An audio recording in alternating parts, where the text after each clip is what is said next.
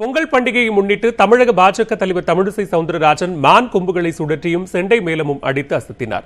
தமிழர்களின் திருநாளான பொங்கல் பண்டிகை சென்னை தியாகராய நகரில் உள்ள பாஜக அலுவலகத்தில் வெகு சிறப்பாக கொண்டாடப்பட்டது. தமிழர்களின் வீரத்தை போற்றும் மான் கொம்புகள், வாள், கேடயங்கள் போன்றவை வைத்து பொங்கலை பாஜக நிர்வாகிகள் கொண்டாடினர். அப்போது போருக்கு செல்வது போல வாள், கேடயங்களை கையில் ஏந்திய தமிழிசை சவுந்தரராஜன் வீர பெண்மணியைப் போல கம்பீரமாக நின்று கேமராவுக்கு போஸ் கொடுத்தார். மேலும் பாஜக நிர்வாகி ஒருவருடன் இணைந்து மான் கொம்புகளை சுழற்றிய தமிழிசை செண்டை மேளமும் அடித்து பாஜக தொண்டர்களை உற்சாகப்படுத்தினார்.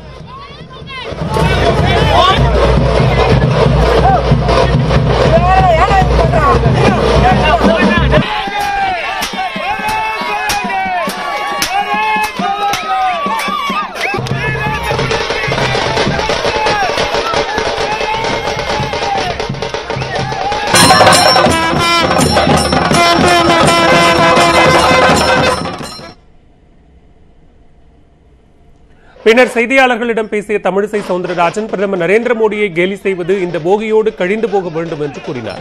நாடாளுமன்ற தேர்தலில் நரேந்திர மோடியை பிரதமராக ஏற்கும் தமிழக அரசியல் கட்சிகளுடன் கூட்டணி வைக்கப்படும் என்றும் தெரிவித்தார்.